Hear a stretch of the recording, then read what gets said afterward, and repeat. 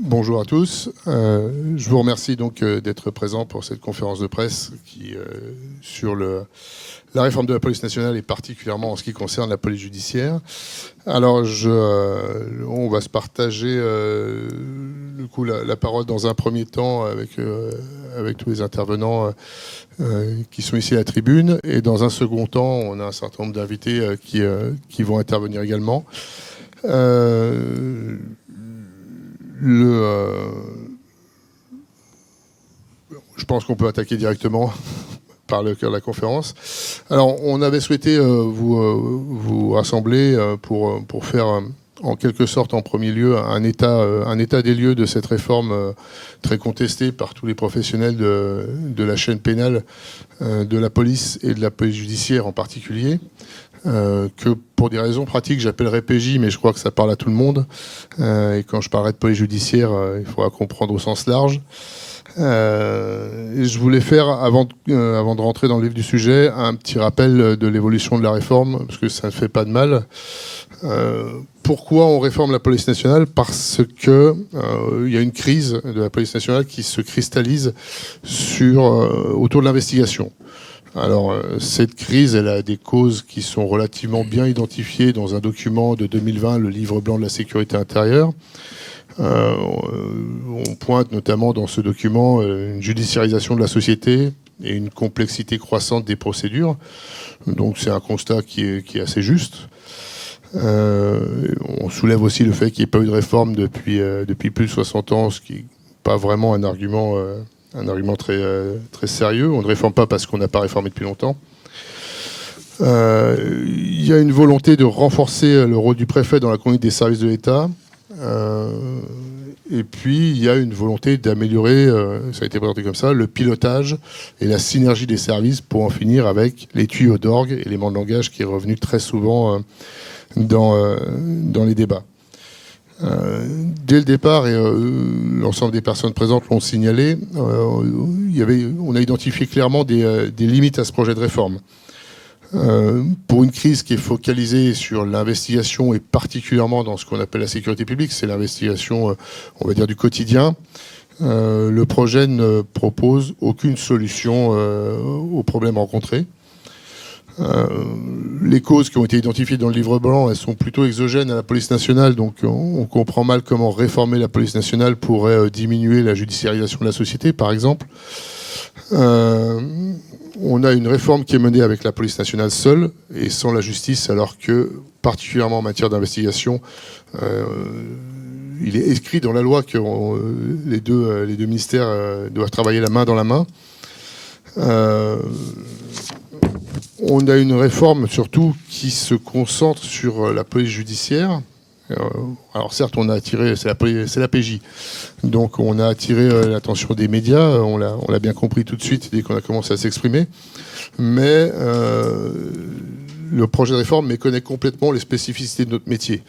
On est déjà revenu longuement dessus, mais on s'attaque aux infractions les plus graves, les plus complexes, et on s'appuie sur une longue expérience et sur des systèmes rodés. Et la réforme entend passer là-dessus et même détruire ce qui existe et qui fonctionne pour ne pas régler, en quelque sorte, des problèmes qui sont constants au sein de l'investigation d'une manière générale. On détruit ce qui marche et on n'a pas de solution pour ce qui ne marche pas. Et puis, améliorer le pilotage et la synergie, détruire les tuyaux d'orgue, ça c'est des beaux éléments de langage, mais dans la réalité, à moyen constant, et c'est ce qui se passe dans cette réforme, on n'apportera pas de solution aux problèmes que connaît l'investigation. Donc, changer les chefs en quelque sorte, améliorer la chaîne de commandement, ça ne résoudra pas les problèmes des enquêteurs qui ont 400 dossiers sur leur bureau. Donc ça, c'est un problème de fond à laquelle la réforme n'apporte pas de réponse. Alors, la réforme, c'est un peu complexe, voire même très complexe, et d'aucuns ont utilisé l'expression qui revient communément d'usine à gaz, qui est un peu triviale, mais que je me permets de reprendre parce que c'est une image assez forte. Je vais faire un petit point, puisqu'on est dans la partie sur l'état actuel de la réforme, puisque je crois que ce n'est pas très clair pour tout le monde. Alors d'abord, la réforme, elle est officiellement lancée. Ça y est, c'est une chose acquise. Depuis le courrier du 3 mars de Monsieur le ministre de l'Intérieur, la réforme est en route. Déjà, en premier lieu, il convient de préciser que la police judiciaire, même si à terme n'existera plus, continuera de faire son travail. Si le ministre a décidé de faire une réforme, même si elle ne nous convient pas, la PJ ne va pas désarmer du jour au lendemain et elle continuera d'agir, autant que lui permettra la réforme. Et c'est un peu là le problème. À ce stade, on n'a qu'une réorganisation de la chaîne hiérarchique dans les plus hauts postes qui a été définie. Sur les détails du calendrier, ça s'échelonne sur l'année 2023, mais on retiendra que l'APJ meurt le 1er juillet 2023. Terminer l'APJ après 112 ans, je ne crois pas me tromper, d'existence, et le bilan qu'elle avait jusqu'ici. Sur la réalité de notre métier et de nos missions, il y a énormément de questions qui se posent, puisque ce qui faisait la force de la police judiciaire, c'était ses capacités de mobilisation, de réactivité face à des infractions très graves et des criminels qui sont très organisés, adeptes de toutes les technologies modernes. Et la grande peur, c'est que les services de PJ étant répartis dans les départements, on n'ait plus la capacité de réaction. À l'heure actuelle, il est difficile d'avoir une réponse, que ce soit du ministère, qui depuis le début refuse de dialoguer avec la NPJ, qui représente plus des 2/3 des enquêteurs de police judiciaire. Donc c'est difficile de communiquer par personne interposée. Et c'est un grand regret qu'on a, puisqu'on on était là pour discuter et pour entrer dans un dialogue et apporter le savoir-faire et la connaissance du métier des enquêteurs. Mais là, on n'a pas été entendu. C'est malheureux.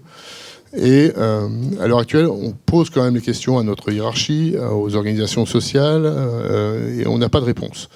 Donc on est dans un projet de réforme qui est, pour ainsi dire, encore en chantier alors qu'il est lancé.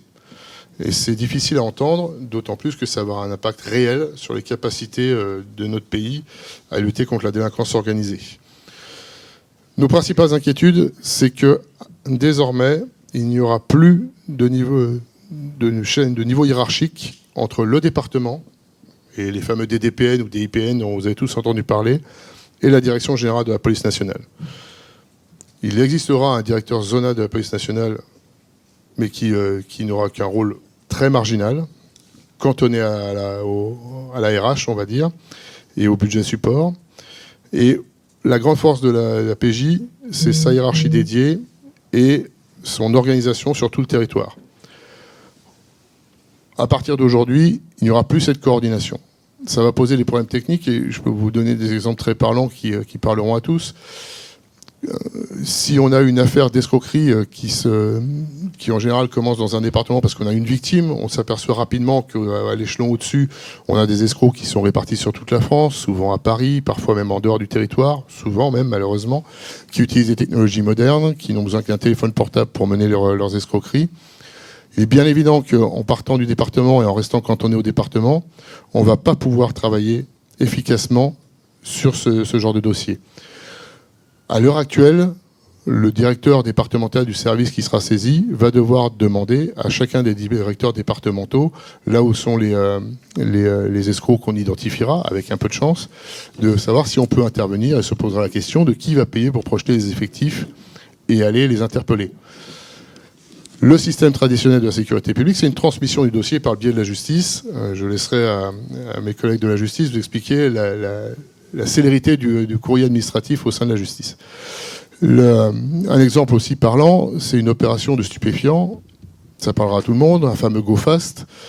On va avoir des équipes qui vont surveiller le convoi et qui vont les suivre pas à pas parce que c'est plein d'imprévus, ce genre d'opération. Et au moment où on va pouvoir interpeller le convoi dans de bonnes conditions, il va falloir que sur tout le territoire, on aille interpeller les complices qui attendent sur la livraison et autres. On ne peut pas leur laisser ne serait-ce que quelques minutes de battement parce qu'ils disparaîtront très vite. Aujourd'hui, avec les téléphones portables, au moment où on donne le top interpelle, dans les 30 secondes, les téléphones commencent à sonner. Aujourd'hui, avant, il y avait une direction centrale ou un échelon zonal de la police judiciaire qui était rodé à coordonner ce genre d'opération sur tout le territoire. Aujourd'hui, il va falloir coordonner tous les directeurs départementaux sur tous les points d'interpellation et sans état-major central avec l'habitude de ce genre de mission, ce rôle devrait revenir à la DGPN qui n'a jamais assumé de rôle opérationnel jusqu'ici. Voilà, ça c'est les interrogations sur la réalité du métier des enquêteurs de tous les jours. Mais on a aussi la question de la répartition des effectifs. On a toute une série de départements qui, avec le nouveau découpage, vont se retrouver notamment privés d'enquêteurs financiers. Il avait été évoqué d'avoir un pôle d'enquêteurs financiers placé à l'échelon zonal qui pourrait être détaché de l'autorité départementale. Ça a disparu du projet. Il y a un certain nombre de départements qui n'ont plus d'enquêteurs financiers et à ce jour, nous ne savons pas si le siège qui a des enquêteurs financiers ou le service limitrophe pourra les renforcer. A priori, non. Donc on est vraiment dans la création de déserts financiers, donc de déserts d'enquêteurs spécialisés. Ça vaut essentiellement pour le financier, mais ça peut valoir dans d'autres matières.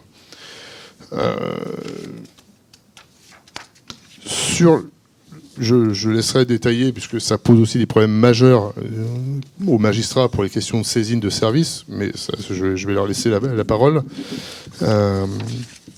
On a donc globalement une réforme qui se targuait d'avoir un chef unique, qui multiplie les chefs dans chaque département, qui supprime l'échelon de coordination moyen et qui multiplie les interlocuteurs pour la justice, mais aussi pour les enquêteurs qui veulent coordonner les opérations. La police judiciaire, c'était un tout qui valait plus que la somme de ses parties. Aujourd'hui, elle est réduite en pièces. Et vous imaginez un vélo devant vous, une bicyclette, si elle est réduite en pièces, en tas devant vous, elle vous emmènera nulle part. Il faut qu'elle soit assemblée, montée, la chaîne mise pour qu'elle puisse vous faire rouler. Et c'est ce qu'on est en train de faire. On est en train de démonter la mobilette PJ, la bicyclette PJ. M'excuserez de l'image un peu triviale, mais je pense qu'elle est parlante, puisqu'on est réduit à des pièces indépendantes, chacun de notre côté. Ça, c'est l'état actuellement. La réforme est lancée, certes, mais les négociations se poursuivent actuellement entre les organisations syndicales, puisqu'on n'est pas reçu par le ministre, et le ministère et la direction générale de la police nationale. On pense, notre association pense qu'il est toujours possible de chercher un compromis, et notamment, clairement, cette nécessité pour les missions de police judiciaire sur le haut du spectre, d'avoir un échelon de coordination et d'autorité hiérarchique zonale ou régionale. On ne va pas épiloguer sur la cartographie des services, mais on ne peut pas laisser les départements ou les services livrés à eux-mêmes dans des départements.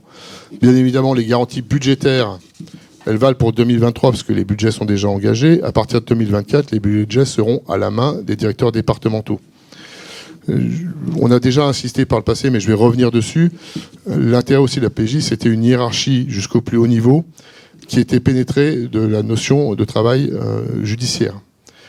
Il est bien évident que le logiciel d'un chef de service qui a fait toute sa carrière en sécurité publique n'est probablement pas aussi adapté qu'un commissaire qui a fait toute sa carrière dans les services d'investigation pour préserver les moyens budgétaires, matériels, humains des services de police judiciaire.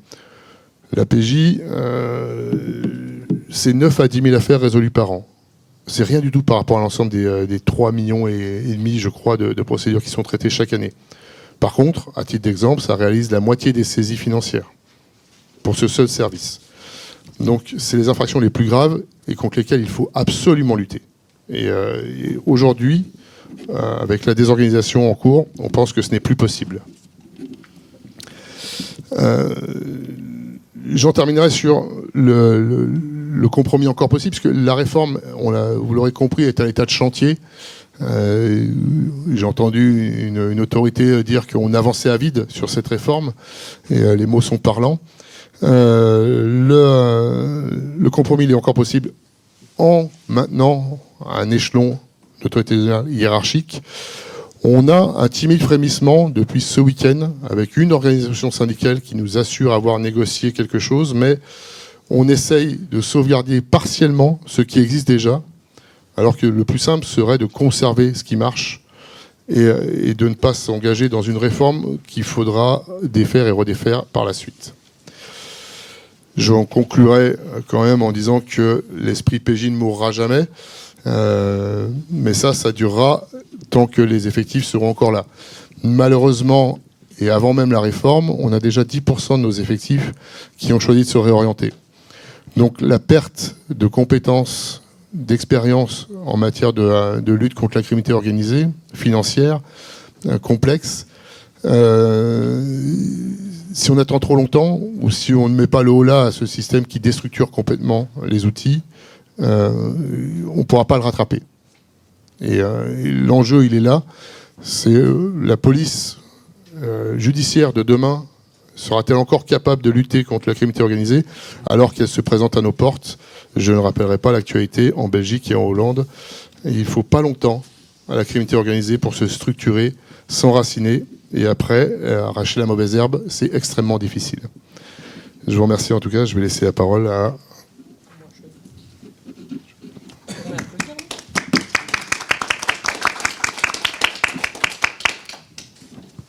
Alors, est-ce que vous m'entendez? Bon. Alors, je suis Marion Caquel, présidente de l'Association française des magistrats instructeurs. Donc, je représente les juges d'instruction français. Et je suis par ailleurs juge d'instruction à la JIRS de Lille. Donc, la JIRS, c'est la juridiction interrégionale spécialisée. Les JIRS, elles regroupent des juges d'instruction qui sont spécialisés contre la lutte, sur la lutte contre la grande criminalité organisée et la grande criminalité financière. Donc la criminalité organisée et la criminalité financière, les atteintes à la probité, c'est notre cœur de métier. On travaille donc essentiellement avec la police judiciaire. À vue de nez comme ça, je dirais que les JIRS, dans les JIRS, il y a 90% de dossiers police judiciaire. Donc c'est pour ça qu'on est aux côtés de la NPJ, nous, juges d'instruction, depuis le début, c'est-à-dire depuis juillet, depuis l'annonce de la formalisation de cette réforme. Et ça s'accélère puisqu'effectivement, le 3 mars, M. Darmanin a envoyé un courrier disant que c'était mis en place à partir du 1er juillet. Quoi qu'il en coûte, je vais reprendre une expression assez connue, quoi qu'il en coûte, même si quasiment tout le monde est opposé à cette réforme, tous les professionnels, mais aussi de nombreux politiques de tous bords, mais aussi des avocats. Donc ça a réussi l'exploit quand même de mettre tout le monde d'accord contre, c'est-à-dire qu'on a les procureurs généraux, les juges d'instruction, les politiques, les avocats, les enquêteurs évidemment, qui sont contre mais qui ne sont pas entendus. Et ce qui est compliqué pour nous, c'est que dans le courrier du 3 mars, c'est présenté comme finalement on a pris en compte les remarques des diverses missions d'information au Sénat, à l'Assemblée nationale, on a pris en compte les remarques des inspections qui ont été faites. Mais en réalité, ça n'est pas pris en compte. C'est cosmétique et les juges d'instruction tiennent vraiment à le rappeler. Au 1er juillet, la PJ va disparaître. Et on participe à cette conférence de presse pour que tous les Français le sachent, parce que c'est extrêmement grave ce qui se passe actuellement, et pour l'état de droit, et pour la sécurité de tous. Je tiens à rappeler aussi, parce qu'on oublie souvent dans les communiqués, qu'il y a une pétition que les Français peuvent signer, qui s'appelle « Sauver la PJ », qui est en ligne sur le site change.org. Je vous invite vraiment à diffuser cette information aux citoyens. Concrètement, ce qui s'annonce à partir du 1er juillet, c'est qu'il y aura donc des départements entiers qui seront délaissés, c'est-à-dire qui seront sans enquêteurs avec une compétence interdépartementale, sans enquêteurs spécialisés, parce que jusqu'à présent, il n'y avait pas d'enquêteurs spécialisés, mais c'était le service de PJ qui venait pallier ce manque et qui venait faire l'enquête dans ces départements sans enquêteurs spécialisés. À partir du 1er juillet, ce sera terminé. À partir du 1er juillet aussi, donc soit les services d'enquête seront chapeautés par un DDPN, un directeur départemental de la police nationale, soit par un DIPN, directeur interdépartemental, qui sera en fait un DDPN, et les deux seront sous l'autorité du préfet. Là, actuellement, on a déjà un service de PJ qui a mis de côté des écoutes judiciaires pour être saisi d'un dossier par le préfet et le ministre de l'Intérieur. Je tiens à le dire, ça commence. C'est-à-dire que ça n'est pas une vue de l'esprit des magistrats. C'est que concrètement, les préfets, donc le pouvoir politique, vont prendre la main sur les enquêtes judiciaires. Évidemment, dans 99% des cas, le préfet ne va pas s'en mêler. Le problème, c'est le 1%. C'est le 1% d'enquête sensible. Et l'enquête sensible, c'est pas que les atteintes à la probité, ça peut être n'importe quoi. Ça peut être aussi une infraction sexuelle commise par un profil particulier. Ça peut être aussi de l'ordre public pur, ça peut être des gilets jaunes, ça peut être tout ça. Donc là, on a une reprise en main très claire de toutes les enquêtes judiciaires potentiellement par le pouvoir politique. C'est pour ça que nous, juges d'instruction, on ne peut pas l'accepter, on ne peut pas se taire. Donc je sors de mon devoir de réserve pour le dénoncer très officiellement. Ce qui est fou aussi, c'est qu'on sacrifie la police judiciaire avec toute sa compétence, avec tous ses résultats, avec toute son indépendance et toute son autonomie, sous le prétexte d'organiser la police judiciaire pour les JO de 2024. Et sous prétexte de venir écoper toute la délinquance de masse qui est en train de s'accumuler dans les commissariats. Sauf que le problème de la police, c'est pas la police judiciaire, évidemment, vous l'aurez compris. Le problème de la police, c'est que ça fait 30 ans que les services d'investigation sont délaissés et qu'on ne recrute pas assez d'enquêteurs, en fait, pour faire face à la demande de justice et aux besoins de justice. Et ça, il y a un moment, il va falloir que ça cesse aussi. Les GIRS, elles ont fait un communiqué le 14 octobre. Donc toutes les GIRS de France, les 8 GIRS, c'est la première fois que ça arrive, hein. Les 8 GIRS de France ont fait un communiqué le 14 octobre, donc que ce soit juge d'instruction, parquetier GIRS, mais aussi tout l'audiencement, c'est-à-dire tous les gens qui jugent les dossiers GIRS, les magistrats du siège qui jugent les dossiers GIRS. On a fait un communiqué commun en disant que si la PJ tombe, les GIRS tombent. Ça veut dire que concrètement, ce qui se passe, ça va mettre à mal durablement la lutte contre la criminalité organisée et la criminalité financière. Ça, c'est pas possible. Il y a une spécificité, une compétence qui est extrêmement importante de la PJ et que tous les enquêteurs ne peuvent pas faire. C'est une réalité. On fait le parallèle souvent avec l'hôpital. L'hôpital est en crise aussi, comme l'investigation, comme le judiciaire. Mais c'est pas en cassant les services qu'on va attirer déjà plus de candidats. Et c'est pas parce qu'il manque des urgentistes qu'on va supprimer le service de neurochirurgie, par exemple.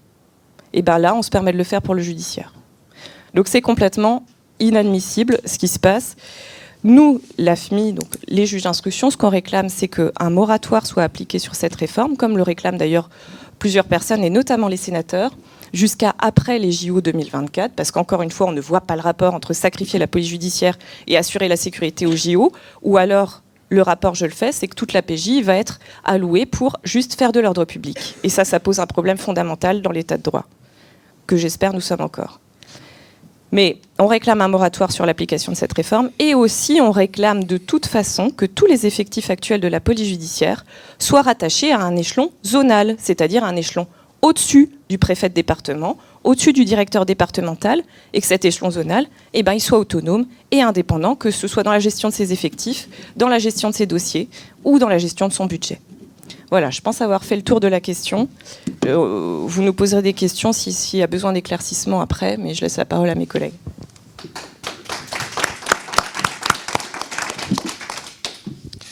Merci. Bonjour à tous. Je suis Aurélien Martini, je suis secrétaire général adjoint de l'Union syndicale des magistrats, qui est la principale organisation représentative de magistrats de l'ordre judiciaire, puisque nous représentons à peu près 60%, un peu plus, des magistrats judiciaires. Pour ma part, à titre personnel, j'ai été au cours de ma carrière à la fois juge d'instruction et magistrat du parquet. Alors, vous avez dit déjà beaucoup de choses. Je crois que le plus important, c'est que tout le monde comprenne que cette réforme, ça n'est pas une réforme technique de la police. C'est une réforme à très fort enjeu démocratique. Et au fond, on a eu un peu l'impression, à l'été 2022, que cette réforme allait passer un peu sans bruit, sous le coup d'une réforme technique qui n'intéressait pas ou un public très averti. En fait, c'est pas ça du tout. Ça n'est pas du tout une réforme technique, c'est une réforme qui a un véritable enjeu démocratique. Et donc nous avons un peu tiré les premiers en juillet, en saisissant le ministre de l'Intérieur, en disant « mais qu'est-ce que c'est que cette réforme ?» On est très inquiets. Et puis ensuite, il y a un mouvement qui s'est mis en cause, et rendez-vous compte, j'y insiste parce que je crois que c'est inédit. L'ensemble de la magistrature, la Conférence nationale des procureurs de la République, soumis à un devoir de réserve, on ne peut plus strict. La Conférence nationale des procureurs généraux, devoir des réserves au niveau du dessus. Le Conseil supérieur de la magistrature. L'ensemble des magistrats pénalistes de ce pays, globalement. L'Assemblée nationale, le Sénat. Tous ces gens pointent les dangers de la réforme. On a un peu l'impression quand même que le ministère de l'Intérieur est le seul à ne pas les voir, ces dangers. C'est très étonnant. C'est très étonnant, et pour vous dire les choses clairement, on a un peu l'impression d'être à contre-temps ou à contre-emploi. On se dit, mais c'est nous qui devons dire au ministère de l'Intérieur, votre réforme là, elle est dangereuse pour le traitement de la délinquance. On a vraiment l'impression d'être à contre-emploi. Et de se dire, mais est-ce que c'est pas au ministère de l'Intérieur de se poser ces questions-là? De se dire, au fond, Si tout le monde me dit, tous les acteurs de terrain, l'APJ, tous les magistrats, instructeurs et du parquet qui traitent ces questions, jusqu'au Conseil supérieur de la magistrature, en passant par les assemblées, disent qu'il y a un danger, pas un danger pour le traitement du haut du spectre de la délinquance, on s'étonne quand même fortement, on est surpris, que le ministère de l'Intérieur ne voit pas ces dangers. Et pour filer la métaphore médicale, parce qu'elle est très parlante, il y a des déserts médicaux dans notre pays. Il manque des médecins de campagne, des médecins généralistes, dans les campagnes. Mais il viendrait à l'idée de personne de dire on va prendre des spécialistes et on va les éparpiller dans les campagnes, puis ils vont faire les médecins généralistes. Sinon, il n'y a plus de spécialistes. Alors, si vous avez une grippe, c'est très bien, c'est bien. Vous êtes dans la campagne, vous allez avoir un spécialiste qui fera médecin généraliste. Simplement, effectivement, si vous avez une maladie très spéciale, très spécifique, le haut du spectre médical, plus personne ne la traite. C'est exactement ce qui se passe. Alors, on était sur les termes un peu savants qui étaient employés, tuyaux d'orgue, tout le monde travaille en silo, il faut mettre fin à tout ça. Il y a un autre terme qui a été utilisé, c'est la fongibilité. Un terme qui a été utilisé, il faut que tout le monde soit fongible. Tout le monde doit être capable de tout faire. Le problème, c'est qu'on appelle policiers des gens qui font des métiers très différents. Maintenir l'ordre public dans la rue, c'est un métier. C'est effectué par la police, c'est des policiers qui le font, c'est un métier spécifique. Traiter un dossier de violence conjugale, c'est un dossier spécifique. C'est un métier spécifique qui demande des compétences qui sont différentes de celles du maintien de l'ordre. Traiter un dossier de trafic de stupéfiants à l'échelle d'une cité, ça demande des compétences spécifiques qui ne sont pas les mêmes que lorsque vous traitez une agression sexuelle sur une gamine de 5 ans. Ce n'est pas les mêmes compétences qu'on vous demande.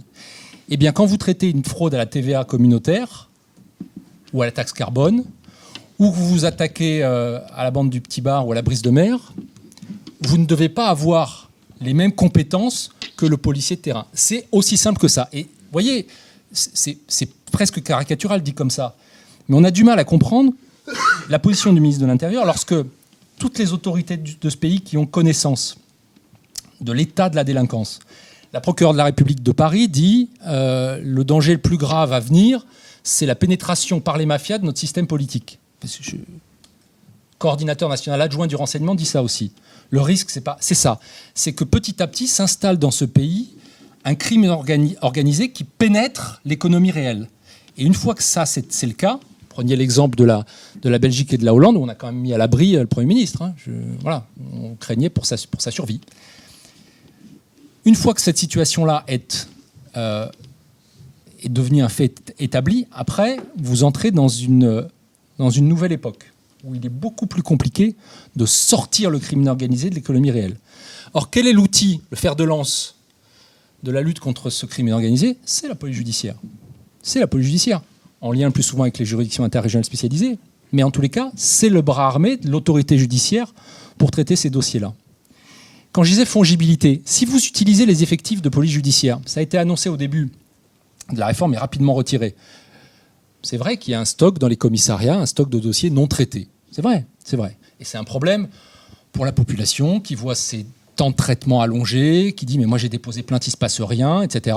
La crédibilité de l'État, elle est en jeu quand même sur ces questions. C'est vrai. La question qu'on se pose, c'est est-ce qu'on peut, en changeant la petite cuillère par une cuillère à soupe, est-ce qu'on va arriver à vider la baignoire ? La réponse est non. C'est-à-dire qu'il y a d'autres mesures à mettre en place pour arriver à... Alors, c'est des mesures qui peuvent être coûteuses parfois. Il faut savoir ce qu'on veut. C'est un peu comme la justice, ça n'a pas de prix, mais ça a un coût. Et au fond, cette façon de dire que tout le monde va pouvoir tout faire en saupoudrant des effectifs de PJ, parce que c'est ça en fait le fond de la réforme quand même, c'est de faire traiter des dossiers de sécurité publique par des officiers de police judiciaire PJ en disant ils ont le savoir-faire, ils iront plus vite. Ils n'iront pas plus vite, une audition, qu'on soit officier de police judiciaire en PJ ou sécurité publique, c'est quand c'est une audition de 2 heures, c'est une audition de 2 heures. Donc nous, on y voit un premier risque, c'est d'une perte de spécificité de la police judiciaire et donc une incapacité à terme à traiter les infractions les plus graves. Celles qui sont peut-être pas très visibles, effectivement, les poubelles qui brûlent, le vol de la mobilette, la voiture, etc., les cambriolages, c'est visible. Je ne dis pas qu'il ne faut pas traiter ces infractions-là, il faut le faire, mais c'est visible. Il y a toute une série d'infractions qui sont souterraines, qui sont invisibles, mais qui font beaucoup plus de dégâts au tissu social, au tissu économique, que ne le font les infractions de voie publique contre lesquelles il faut lutter. On est tous d'accord là-dessus. Ça, c'est un premier risque majeur. Je ne vais pas tous les citer parce qu'on va essayer d'être bref. je sais qu'il y aura un temps d'échange. Il y a un deuxième risque, et qui vise spécifiquement, moi je suis magistrat, qui vise spécifiquement les magistrats, et auquel nous sommes attachés, je vais vous expliquer pourquoi en 2 mots, c'est le libre choix du service d'enquête par le magistrat. On y est attaché d'abord parce que quand on répond de sa politique pénale, par exemple quand on est au parquet, il faut avoir les moyens de la mener. C'est-à-dire qu'on ne peut pas rendre une autorité responsable de quelque chose sur laquelle elle n'a aucun levier d'action. C'est le premier point. Le deuxième point, c'est que, alors, dans un état de droit, le Conseil constitutionnel l'a dit. Voilà. Donc on peut faire comme si ça n'existait pas, mais une décision du 20 mai 2021. Il dit que l'enquête judiciaire doit rester sous le contrôle du procureur de la République ou du juge d'instruction. Et les mots ont un sens. C'est d'ailleurs pour ça qu'elle s'appelle judiciaire, cette enquête. Ça doit rester sous le contrôle du procureur de la République ou du juge d'instruction.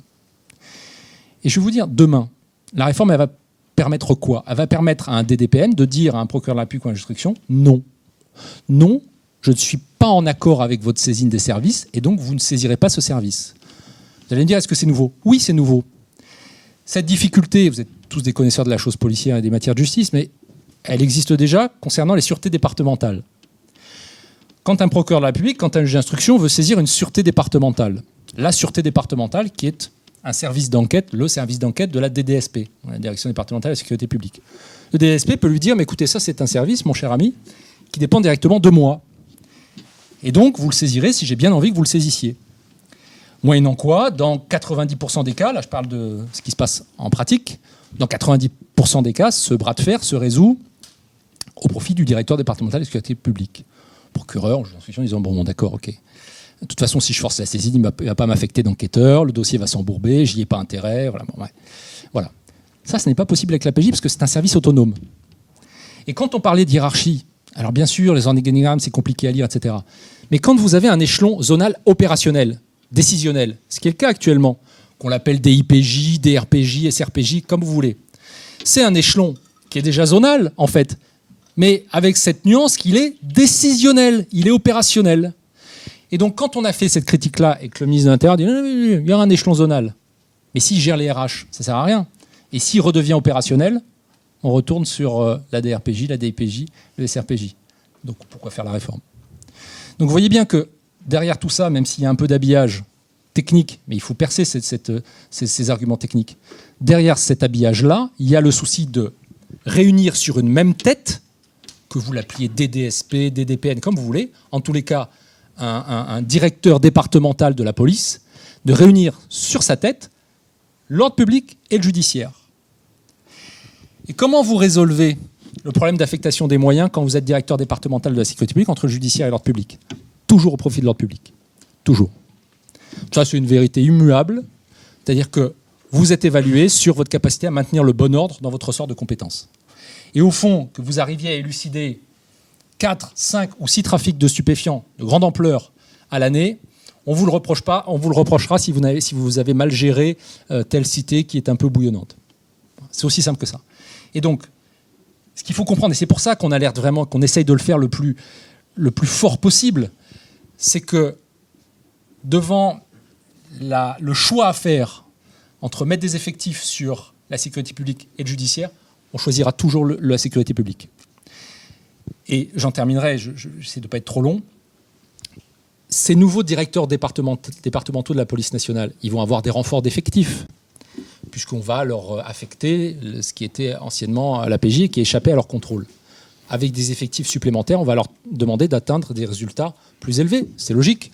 C'est un fonctionnaire, on lui octroie des moyens, on veut qu'avec ces moyens, il y ait plus de résultats. Est-ce que, pardon pour la caricature, mais c'est vraiment pour faire passer l'idée, est-ce qu'il ne va pas être tenté quand même d'arrêter 5 fois le revendeur de stupéfiants du jour pour le passer en comparution immédiate selon des modes de jugement rapide, etc. Bon, on l'incarcère pas. En tous les cas, il est remplacé dans l'heure. Hein. Voilà. Est-ce qu'il vaut mieux faire ça? Alors, en termes d'affaires, de faits constatés, de faits élucidés, voire même d'IRAS, d'infractions révélées par l'activité des services, on est très bon en termes statistiques, là. On est très bon. Est-ce qu'il vaut mieux pas essayer de prendre un peu de temps, peut-être d'échouer, de remonter un peu ce réseau de trafic de stupéfiants pour avoir un travail un peu plus en profondeur? Mais cette question-là, le DDSP, il va se la poser, le DDPN, il va se la poser. en disant est-ce que je prends le risque de mobiliser 5, 6, 7 fonctionnaires sur le dossier en faisant un sous-marin, des écoutes, des interceptions, c'est long, c'est chronophage, et peut-être que j'arriverai à rien, ou est-ce que pendant ce temps-là, je fais 10 fois le revendeur du jour? Et j'affiche comme ça une politique très ferme, qui ne règle absolument pas le problème, mais en termes d'apparence, vous voyez que ça n'est pas la même chose. Donc ce sont toutes ces craintes que nous avons, qui ne sont pas des craintes théoriques et illusoires, hein. C'est des choses que nous avons tous, parce que nous sommes tous des professionnels de terrain, nous avons tous constaté sur le terrain, et c'est pour ça qu'on essaye d'alerter au maximum, encore une fois, en revenant sur cette première idée, que cette réforme, ça n'est pas une réforme technique de la police. Ce n'est pas juste revoir des organigrammes et revoir une doctrine d'emploi. C'est beaucoup plus profond que cela, beaucoup plus profond. Et d'ailleurs, si les assemblées s'en sont saisies, c'est parce que c'était un problème qui était beaucoup plus profond, qui était un problème démocratique important. Donc voilà, c'est un peu l'idée qu'on essaie de faire passer, et on aimerait que cette idée puisse avancer pour, sinon amender très largement la réforme, parce que là, c'est vraiment, il faut l'amender très largement, la supprimer. La police judiciaire souffre d'un manque de moyens, la police en général souffre d'un manque de moyens, elle ne souffre pas de sa justice, par ailleurs, j'en profite, parce que vous êtes nombreux dans cette salle. Le problème de la police, c'est pas la justice, c'est le manque de moyens, d'abord. Et puis après, c'est peut-être aussi un cadre procédural, mais ça, c'est un autre débat. Je vous remercie.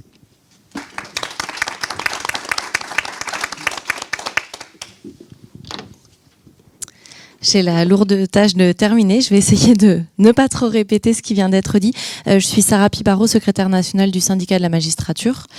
Comme les autres organisations qui sont ici représentées, on s'est mobilisé dès que cette réforme a été annoncée. Effectivement, elle a été annoncée comme simplement une réorganisation de la police, comme une départementalisation. Ça paraît très technique, et en fait c'est bien au-delà, comme ça vous l'a déjà été expliqué, et je rejoins ce consensus de dire tous les professionnels qui travaillent avec la police judiciaire, et tous les professionnels de police judiciaire bien évidemment, s'inquiètent beaucoup des conséquences de cette réforme. Vous l'avez compris, la police judiciaire, avec cette réforme, ne resterait pas un service distinct, mais rejoindrait très clairement la sécurité publique. Sur les conséquences, en quelques mots, au syndicat de la magistrature, on est extrêmement préoccupé par le recul de la place de l'autorité judiciaire, alors qu'on parle d'enquête judiciaire, et que du coup c'est bien l'affaire de la justice, puisque de fait, même si il y a une garantie formelle du maintien du libre choix du service enquêteur par le procureur et par le juge d'instruction, de fait le procureur et le juge d'instruction ne pourront plus réellement choisir leur service d'enquête, puisque d'une part, dans les discussions, dans la pratique, le DDPN, directeur départemental de la police nationale, bien souvent a le dernier mot, c'est une réalité, et puisque de toute façon, le DDPN pourra choisir à quel service il alloue des moyens suffisants. Et donc si par exemple le DDPN décide de ne mettre que 2 enquêteurs au service dédié à la délinquance financière, eh bien le procureur pourra toujours vouloir lui confier des enquêtes de blanchiment ou de détournement de fonds, par exemple. S'il n'y a pas les enquêteurs pour mener ces enquêtes, le procureur se rendra à l'évidence qu'il faut désigner un autre service. Donc on perd quand même la main sur le choix du service, là où on pouvait choisir la police judiciaire qui était tout à fait à même de mener ces enquêtes. De la même manière, exactement par la même logique, cette réforme, elle fait reculer le pouvoir du procureur de la République dans ses choix de politique pénale. Parce que là encore, un procureur qui veut faire de la lutte contre la délinquance en col blanc, par exemple, une priorité, si le DDPN décide de ne pas mettre de moyens au service d'enquête qui serait normalement chargé de ces enquêtes-là, le procureur de la République ne pourra pas en faire une priorité. Et alors, c'est déjà un glissement qu'on observe, c'est aussi pour ça qu'on vous dit que tout ça, ce n'est pas dans les idées, mais ce sont des glissements qu'on observe et qui ne vont aller que plus loin, en fait, avec la suppression de la police judiciaire. Le procureur ne pourra que valider par sa politique pénale les choix qui sont faits par le DDPN en termes d'allocation de moyens. Et c'est quand même extrêmement regrettable et extrêmement inquiétant. Ensuite, c'est aussi le recul de l'indépendance qui est nécessaire au bon déroulement des enquêtes judiciaires. Ça a déjà été expliqué, mais pour des affaires particulières, des affaires de probité ou même des affaires sensibles, médiatiques, toutes ces affaires-là, aujourd'hui, avec la réforme, seront menées sous l'autorité du DDPN, qui est lui-même sous l'autorité du préfet. Alors qu'auparavant, on pouvait confier une partie de ces affaires à la police judiciaire, qui ne relevait pas, qui n'était pas placée sous l'autorité du préfet. Cette bascule-là, elle ne pourra que favoriser les fuites et elle ne pourra que favoriser l'ingérence de l'exécutif dans ces enquêtes, avec des transmissions d'informations à des personnes qui n'étaient pas censées les avoir. On a déjà eu des exemples dans le cadre de l'expérimentation, parce qu'il y a une expérimentation qui a été mise en œuvre dans plusieurs départements, de la départementalisation justement, avec des informations transmises à des élus locaux, par exemple, pour des affaires de probité, ce qui pose quand même extrêmement difficulté. Donc cette bascule-là, elle pose un réel problème de séparation des pouvoirs et in fine d'indépendance de la justice, puisque c'est la justice qui est en charge de ces enquêtes. Au-delà, c'est une réforme qui est purement inefficace par rapport aux objectifs qui sont affichés.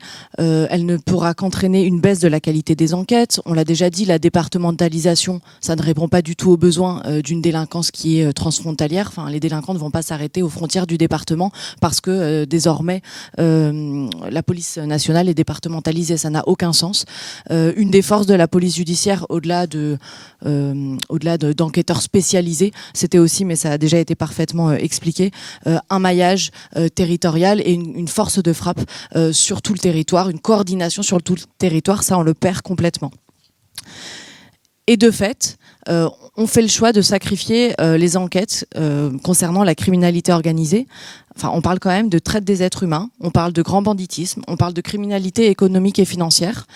Clairement, ce ne sont pas les enquêtes qui sont rentables. Ce ne sont pas les enquêtes qui font du chiffre, ce ne sont pas les enquêtes qui permettent un bel affichage.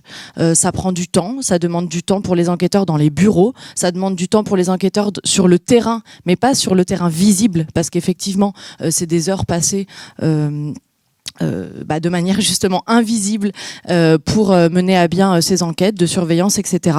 Et on a bien compris l'objectif du ministère de l'Intérieur, il le dit très clairement, c'est qu'il y ait plus de policiers en voie publique, c'est qu'il y ait plus de bleus dans les rues, et du coup, lui, des enquêtes au long cours, ça n'est pas visible et ça ne l'intéresse pas, alors que c'est quand même, ça fait partie des plus grosses atteintes à notre pacte social. Et très clairement, on fait le choix de sacrifier le service qui pouvait mener à bien ces enquêtes-là. Face à ces constats qu'on trouve particulièrement inquiétants, au syndicat de la magistrature, alors on demande bien évidemment de ne pas appliquer cette réforme en l'état. On demande à minima de respecter le moratoire qui a été demandé par la mission d'information du Sénat, de ne la mettre en place qu'après les Jeux Olympiques de 2024. Et on rejoint l'analyse de l'AFMI de dire c'est pas un hasard là. Si cette réforme on veut la mettre en place au pas de charge dès aujourd'hui, dès le mois de mars 2023, c'est pas un hasard du tout de mettre plus d'effectifs de police en sécurité publique qui effectivement pourront se retrouver sur la voie publique au lieu d'être en train de mener des enquêtes de fond. On demande par ailleurs, et ça on le demande depuis longtemps bien sûr, de revaloriser les métiers de l'investigation, parce que derrière là cette réforme de la PJ, on n'oublie pas qu'il y a une vraie crise de la filière investigation, que c'est des enquêteurs qui sont en perte de sens, qui désaffectent ces métiers, et ils ne partent pas parce qu'ils n'aiment pas l'investigation. À notre sens, ils ne partent même pas forcément parce que la procédure est trop lourde, mais ils partent surtout parce qu'ils ne sont pas valorisés, parce que on ne leur apporte pas la formation nécessaire, qu'on ne leur permet pas des évolutions de carrière nécessaires. Et cette réforme-là, elle ne va faire que renforcer cette crise de l'investigation. Enfin et surtout, le syndicat de la magistrature demande, là aussi depuis longue date, le rattachement de la police judiciaire, au sens large, au ministère de la Justice. Et je crois que cette réforme et les discussions qu'on a mettent vraiment en lumière le fait de rattacher la police judiciaire au ministère de la Justice, c'est le seul moyen de permettre que les enquêteurs soient réellement sous la direction des juges et des procureurs. C'est aussi le seul moyen de sanctuariser réellement les moyens, et justement que ce soit pas des moyens qui terminent sur de la voie publique, mais que ce soit des moyens judiciaires pour mener de l'enquête judiciaire. Et in fine, rattacher la police judiciaire au ministère de la Justice, ça permettrait que les enquêteurs soient mis au service de l'enquête et donc des citoyens, et pas au service de l'exécutif, comme cette réforme tend à le faire.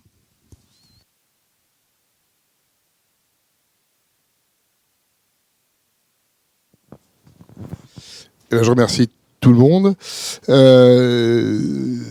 Donc, nous avons eu un certain nombre de personnes qui vont peut-être intervenir à la suite. Monsieur Yves Jobic, l'association Anticorps et peut-être d'autres intervenants. Mais on peut peut-être déjà répondre à vos questions tout de suite si vous voulez les poser.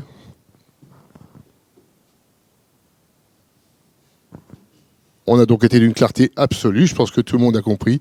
Et bien, en tout cas, je vous remercie. Ah, si, une question.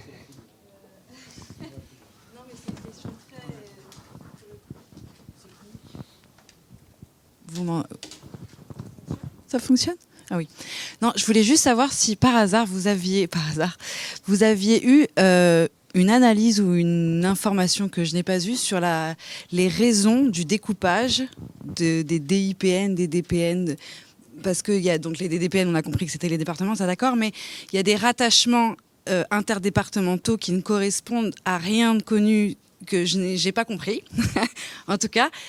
Outre le fait qu'il y ait 15 départements, en tout cas en métropole, qui soient seuls, je ne comprends pas le découpage. Alors si vous avez une analyse, une idée, quelque chose, une information, voilà, je suis preneuse. Nadia Sweeney de Politis, pardon. Alors, sur le découpage, ça suit essentiellement le découpage des services de PJ. Alors bon, on peut déjà soulever l'ironie que l'ensemble des services de la police nationale sont rassemblés sous l'autorité des DPN, mais leurs secteurs sont définis par les seuls critères de compétence du niveau 3 de l'investigation. Bon, visiblement, la PJ pèse. C'est un peu... On parlait de technique, malheureusement, il y a beaucoup de jargon technique. En gros, les zones de découpage suivent essentiellement les habitudes des services, sachant que c'était très informel puisque on avait tous à la PJ une compétence zonale et par extension nationale. C'est pas parce qu'un enquêteur était dans un siège à Lyon, à Bordeaux ou autre qu'il n'allait pas bosser sur l'ensemble du département et même sur l'ensemble du pays. Et tout ça, c'est une des grandes forces de la PJ, très vite et en mobilisant rapidement beaucoup d'effectifs. Le découpage, il est très administratif, comme l'échelon départemental et autres, et il correspond en aucun cas à la réalité de la souplesse d'emploi de la PJ. Voilà. Donc on est sur une base de, en théorie, je prends l'exemple que je connais bien, à Lyon, vous êtes compétent évidemment sur le Rhône, vous êtes siège de la PJ pour toute la zone, vous êtes compétent sur le Rhône, il n'y a pas de PJ dans l'Ain, c'est vous qui vous en chargez. Mais Vienne, qui est juste à côté, à quelques kilomètres, ça dépend de Grenoble, qui est beaucoup plus loin que Lyon. Donc il y avait quand même une souplesse où on allait s'occuper des affaires pour Vienne. On était saisis de certains dossiers. Donc vraiment, ce découpage, il est sur un découpage très administratif qui ne correspond pas à une réalité pratique des enquêtes de terrain et de souplesse d'emploi.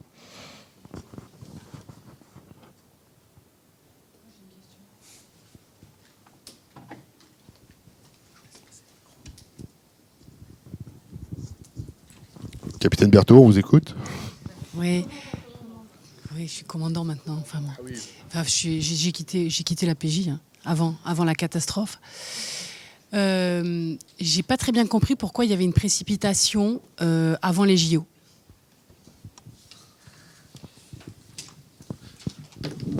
Non, mais c'est juste que c'est l'argument qui est donné, mais effectivement, à part. Parce que là, tout se joue en sous-main, donc c'est un peu compliqué pour nous de naviguer parce qu'il y a l'officiel et puis l'officieux. Officieusement, par exemple, il commence à être proposé aux enquêteurs de PJ des formations, des encerclements, utilisation des bombes lacrymo, etc. Mais en fait, c'est vraiment... Là, ce qui s'annonce au JO 2024, c'est qu'en gros, la France organise des JO sans avoir forcément la possibilité, les moyens humains pour assurer la sécurité de tout le monde. C'est une réalité que j'annonce, mais que du coup, tous les services d'enquête pas que les services sécurité publique, mais tous les services d'enquête vont être gelés pendant plusieurs mois pour faire purement de l'ordre public. Ça, c'est annoncé. Et donc, toutes les vacances d'été de tous les enquêteurs de France vont sauter pour qu'ils aillent faire de la sécurisation des JO. Et qu'après, nous, nos commissions rogatoires, donc elles ne vont pas être traitées pendant ce temps-là. Et après, ils prendront leurs vacances, parce qu'ils ont quand même le droit de se reposer un petit peu. Et là, vraiment, c'est juste pour faire de la sécurité publique. Enfin, moi, c'est ce que je comprends, hein, du maintien de l'ordre. Du maintien de l'ordre pur. Donc ça sera le super moment pour pouvoir faire toutes les délinquances possibles et imaginables. Ah oui. Oui. Non mais en fait, il y a clairement un enjeu majeur de sécurité pour les JO et ça commence. Enfin, nous on le voit. Alors je parlerai que du judiciaire parce que c'est ce que je connais le mieux. On commence à s'affoler un peu en se disant on n'a pas la capacité de traiter, on n'a pas la capacité de traiter, on n'a pas la capacité. Notamment tous les tribunaux qui vont recevoir dans leur département, dans leur ressort des sites olympiques, que ce soit village, que ce soit compétition, etc. Les tribunaux ne sont pas dimensionnés. Mais c'est normal. Il va y avoir d'un seul coup un afflux de personnes. Moi j'ai entendu, on parle en termes de déplacement, 50 stades de France tous les jours. Donc évidemment, c'est un événement mondial énorme. Donc on n'a pas la capacité de traiter. La difficulté, c'est de répondre à ça. Pour répondre à ça, c'est ponctuel, ça dure, je crois, 3 semaines les JO olympiques et 3 semaines les paralympiques. Donc c'est 2 fois 3 semaines, disons 2 fois 4 semaines avec l'avant. On peut avoir des réponses conjoncturelles. Là, la difficulté, c'est qu'on est sur quelque chose de structurel. C'est-à-dire qu'on répond, il n'y a pas que ça, hein, mais effectivement, nous aussi, on a la sensation qu'on accélère vraiment parce qu'on se dit comment on va faire face. Et avec l'existant, je vais un exemple très précis. Tribunal judiciaire de Bobigny. Bobigny, 93, ça accueille un grand nombre de sites. Le tribunal de Bobigny, il ne peut pas faire face. Déjà, il a du mal à faire face. Enfin, il ne fait pas face, en fait. On se peut se voiler la face tant qu'on veut, mais il ne fait pas face au problème de délinquance dans le 93, en tous les cas, de manière suffisamment efficace.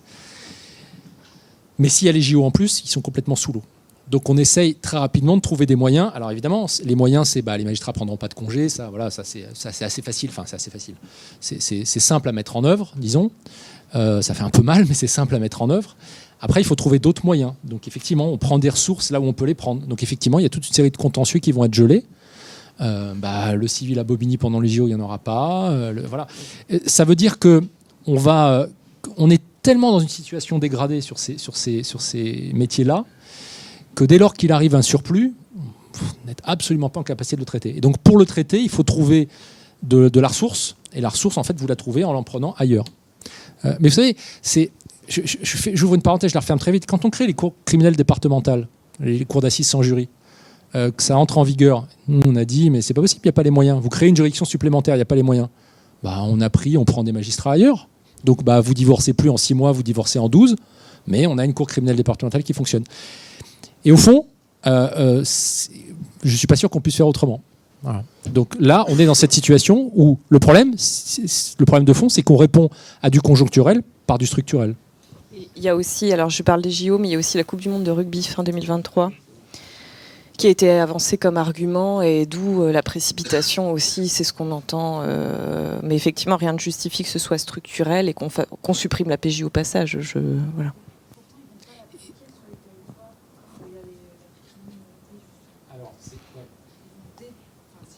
C'est la PP en fait. C'est la préfecture de police de Paris. Les JO, c'est pour la PP principalement. Mais sur la Coupe du Monde de rugby. Non.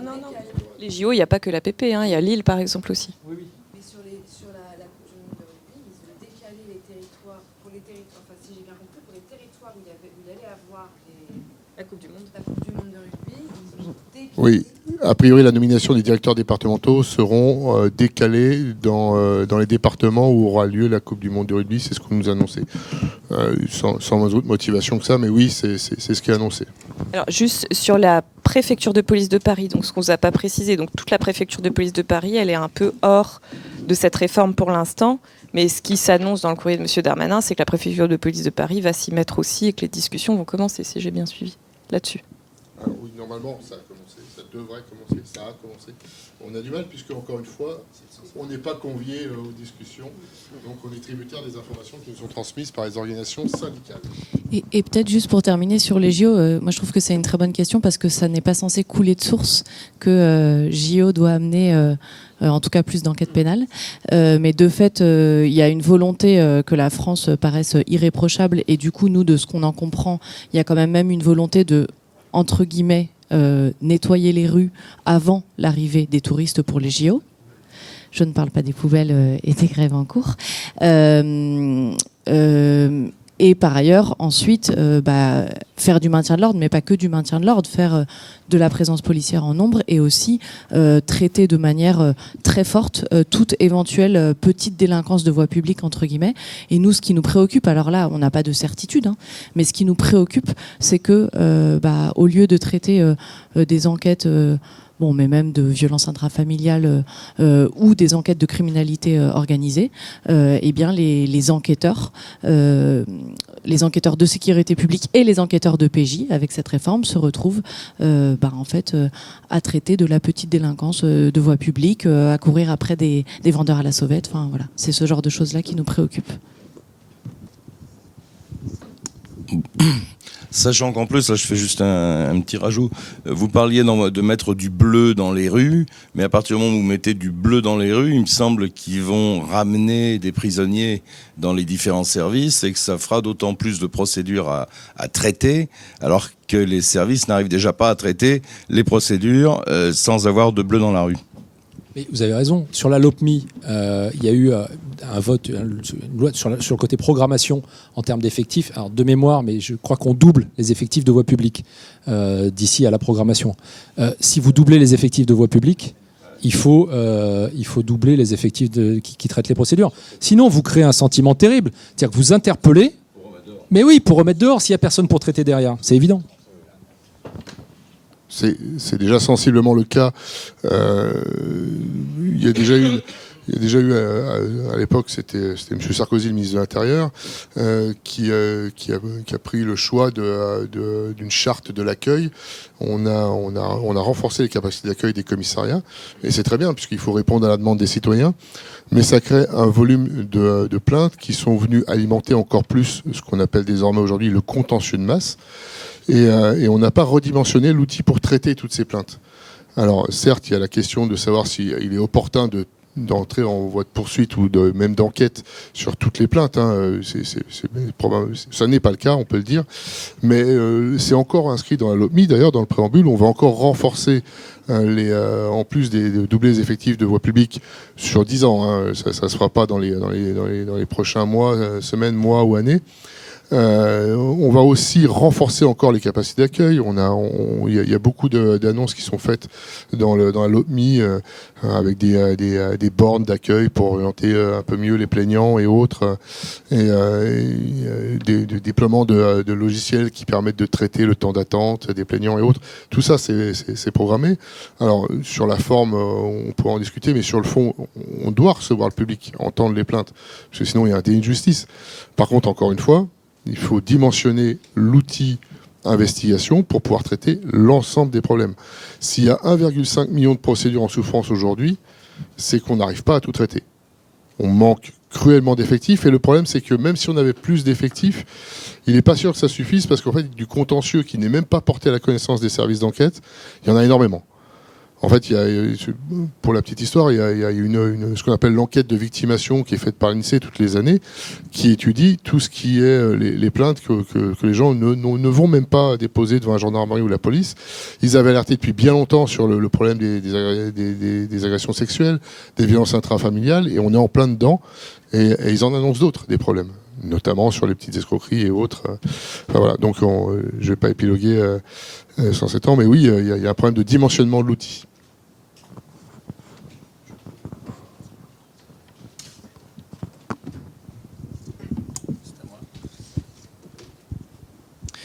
Bien, bonjour à toutes et à tous. Merci, je ne vais pas parler longtemps et puis il va falloir que j'y aille parce que j'ai une motion de censure à aller voter. Oui, c'est le direct, je suis désolé. Non, pour revenir, j'ai quand même l'impression, pour reprendre des événements récents, que Darmanin nous met là aussi un double bras d'honneur, à la fois d'abord aux parlementaires, parce que on a voté des trucs dans la LOPMI. Justement, dans la fameuse annexe de la LOPMI, on a censé avoir sanctuarisé des moyens à la zone, un budget, enfin tout un tas d'éléments, et qui sont piétinés là par les dernières annonces, et en plus annonces qu'on découvre au fil des réunions et des fuites et de l'officieux et d'un tract syndical, etc. Donc c'est déjà un premier problème, puisqu'on a alerté à l'Assemblée nationale effectivement et au Sénat. Alors les sénateurs ont effectivement tous deux tapé sur la question du moratoire en disant mais attendez, c'est pas possible de mettre en place cette réforme, quand bien même on serait favorable de la mettre en place avant les Jeux Olympiques, et c'est la proposition 26B, parce qu'on n'avait pas toujours les mêmes avec la rapporteure Guévenoux dans mon rapport, où je disais exactement la même chose, parce qu'ils ne sont pas prêts même à faire leur propre réforme. Enfin, c'est quand même ça le grand drame, y compris pour les arrêtés de nomination, les RH, etc. Bon, quand même le rappeler. Et le deuxième bras d'honneur, il est aux policiers eux-mêmes, parce qu'ils leur mettent des entraves, et les policiers enquêteurs qui sont entravés dans leur quotidien et dans leurs fonctions. Et on voit bien les enjeux qui sont là, effectivement, la prégnance de l'ordre public avec la Coupe du Monde de rugby et les Jeux Olympiques. Parce que évidemment, la plupart continueront à faire de l'enquête judiciaire, mais ils auront des dossiers à traiter qui seront des dossiers qui viendront de l'ordre public, des vendeurs à la sauvette, etc. Et ça s'est déjà vu, et c'est déjà ce qu'on a voté dans la LOPMI avec toutes les amendes forfaitaires délictuelles, dont bizarrement ça recoupe quasiment que des infractions qui seront plus visibles pendant les Jeux Olympiques, et pourtant on nous vend aussi, et d'ailleurs ça commence pour l'actualité parlementaire dès ce soir, on a un texte sur les Jeux Olympiques avec une vidéosurveillance automatisée algorithmique qui nous tombe dessus. Donc j'avais envie de dire, même si j'étais un peu taquin en disant que je vois pas pourquoi on aurait besoin de plus de policiers de police judiciaire sur le terrain alors qu'on va surveiller tout le monde avec des algorithmes qui vont nous protéger évidemment, et que ce sera beaucoup plus simple. Donc ceci étant dit, vraiment à la fin c'est une question de séparation des pouvoirs, y compris sur la capacité de la criminalité organisée, comme ça a été dénoncé, à rentrer dans la sphère politique et à contrôler la sphère politique, en tout cas davantage. Si vous n'avez pas de séparation des pouvoirs, c'est plus simple. C'est plus simple de contrôler, y compris les enquêtes judiciaires, en pénétrant la sphère politique pour avoir le contrôle sur les dites enquêtes en question. Et elle est là aussi le grand écueil, pour le donner sur des aspects pas juste théoriques de séparation des pouvoirs et de démocratie et d'état de droit, mais des aspects extrêmement pratiques et opérationnels. Et c'est pourquoi il est urgent de défendre la police judiciaire, de s'opposer à cette réforme, et que la police judiciaire ait tous les moyens de fonctionner. Voilà, je ne serai pas plus long. Et encore bravo à tous ceux qui ont participé à cette conférence de presse pour l'exposer. Et je suis d'accord avec 100% de tout ce que vous avez dit.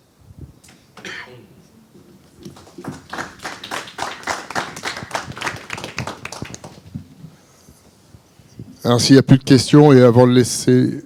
Ah si, on a encore... Merci.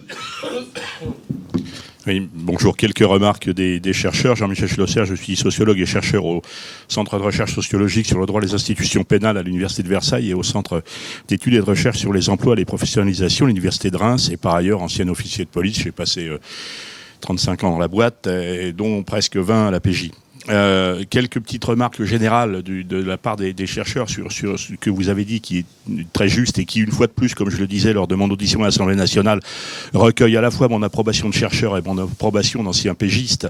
4 petits points rapides.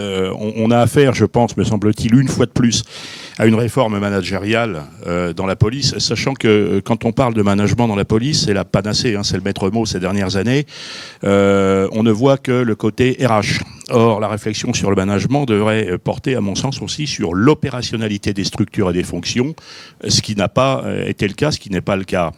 D'autant plus que cette réforme est faite, et là je renvoie aux travaux du sociologue canadien Henry Mintzberg. On a traité la PJ comme une bureaucratie mécaniste. Comme nous le dit Mintzberg, une bureaucratie mécaniste, ce sont des tâches automatisées, simples, répétitables, renouvelables. Ce qui n'est pas le cas de l'investigation, et singulièrement de la PJ, qui n'est pas une bureaucratie mécaniste, mais qui est une bureaucratie professionnelle. Et c'est pas étonnant d'ailleurs, quand on parle de la police judiciaire et qu'on la rapproche souvent du fonctionnement de l'hôpital, parce que l'hôpital, est une bureaucratie professionnelle. Alors le tropisme très ou trop accentué sur l'ordre public, bon effectivement on ne va pas le répéter, mais pourtant il faut le répéter. Alors ça conduit sans doute à une volonté politique. Je rentre pas plus dans le détail. Vous avez utilisé, monsieur, le terme de fongibilité, qui est très juste et qui renvoie bien évidemment au terme de polyvalence. J'observe que c'est un terme très à la mode en sécurité publique. Sauf que ce terme de polyvalence ou de fongibilité, il a un gros inconvénient, c'est qu'il ne prend pas en compte les spécificités métiers et le temps d'appropriation nécessaire aux connaissances induites par ces spécificités métiers, en l'occurrence celle de l'investigation et de l'investigation du haut du spectre. Il y a un point sur lequel au moins la sociologie des professions et les sciences de gestion sont d'accord, c'est que pour mettre au point une nouvelle structure, 2 ans, ça suffit. Pour rendre efficace une nouvelle professionnalité, il faut 30 ans. Je ne sais pas si les Belges et les Hollandais auront le temps d'attendre. Et puis enfin, vous avez commencé votre propos en disant qu'il n'y a pas de solution proposée pour la problématique investigation en sécurité publique. Je pense que c'est voulu et que c'est subsumé par ce qui est dit dans la loi, ou plus exactement ce qui n'est pas dit, parce que si on proposait, je ne les ai pas, mais si on avait un éventail de propositions pour trouver des solutions aux problématiques investigation de sécurité publique, peut-être n'y aurait-il pas besoin de cette réforme de PJ. Et puis un tout dernier mot un petit peu personnel, il se trouve que je suis toujours très en retard sur l'actualité cinématographique. Je n'ai vu la nuit du 12 qu'hier, un petit peu en préparation d'aujourd'hui. Et s'il y a une chose qui m'est venue à la vue de ce film, c'est un petit peu ce que j'ai vécu aussi.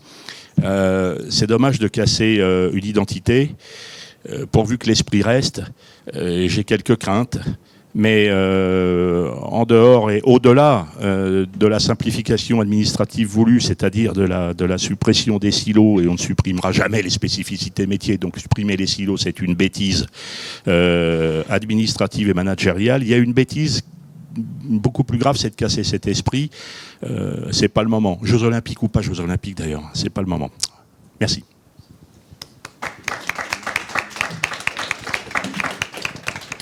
Je vous propose de laisser la parole, et d'ailleurs on va laisser la place parce que ce sera plus pratique à M. Jobic et peut-être à l'association Anticorps. Je ne vais pas prendre encore plus de temps, mais on a un mot très émouvant de M. Dominique Moll, puisqu'on parle de la nuit du 12, qui nous a écrit un petit mot, puisqu'il ne pouvait être présent dû à son agenda. Je ne vais pas le lire en entier, mais on le mettra sur notre site, puisque je pense qu'il dit avec des mots très simples et ce qu'il a ressenti sur la PJ et son incompréhension également de citoyen et qui a un peu vu de l'intérieur ce qu'il ressent. Je laisse la place en tout cas.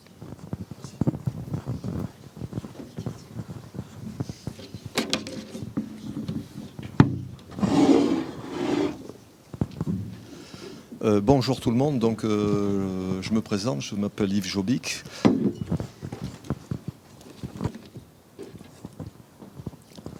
Ça fonctionne?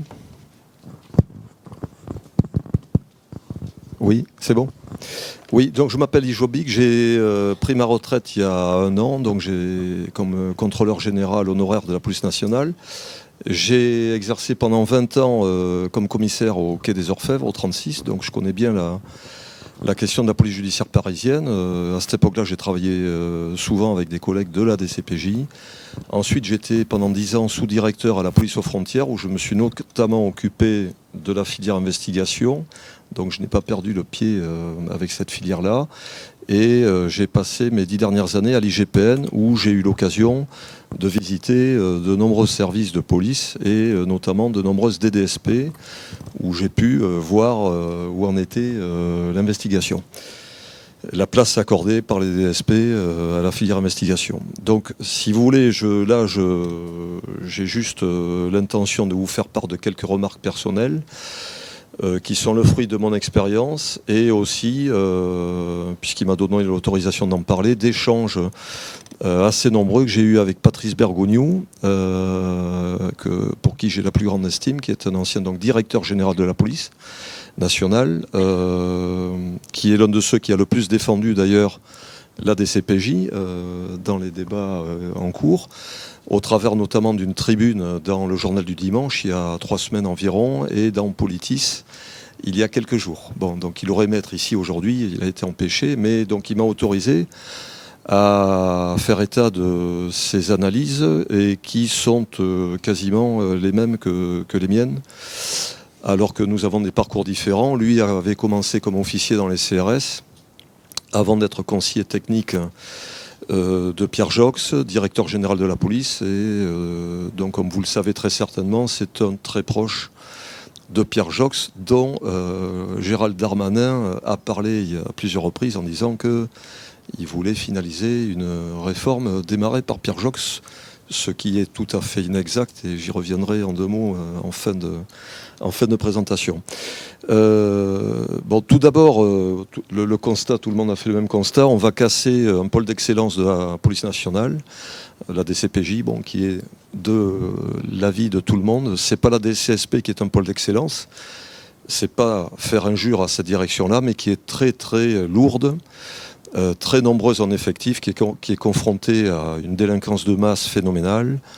Ça a déjà été dit par plusieurs intervenants. Les priorités d'un DDSP, c'est un sujet que je connais bien puisque j'ai longuement et plusieurs fois, lors de contrôles, d'évaluation, rencontré des DDSP. Leur priorité, c'est clairement l'ordre public. Ils ne peuvent pas se permettre d'avoir une manifestation qui dérape dans leur ville de préfecture. Ce sont également les contacts avec les élus. Et c'est le traitement de la délinquance qui est rapportée par la presse écrite ou vidéo ou télé sur leur sphère de compétences. Les DDSP en général n'ont pas de formation en matière d'investigation.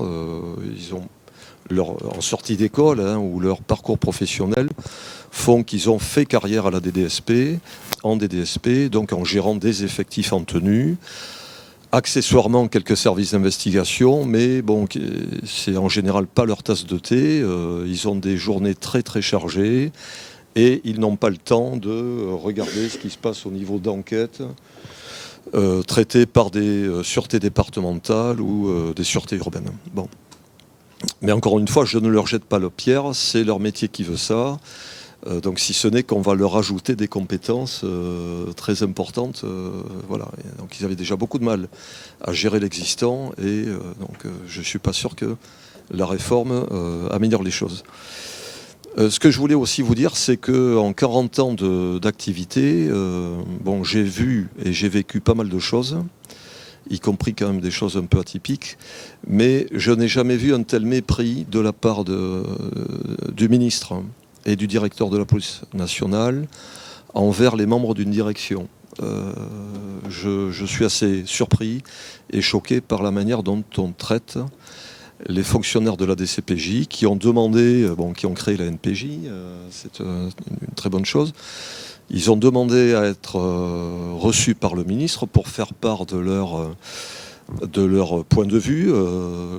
Donc ce sont des gens responsables qui ont des idées, qu'ils ont exprimées, mais je ne comprends pas pourquoi on a refusé de les recevoir.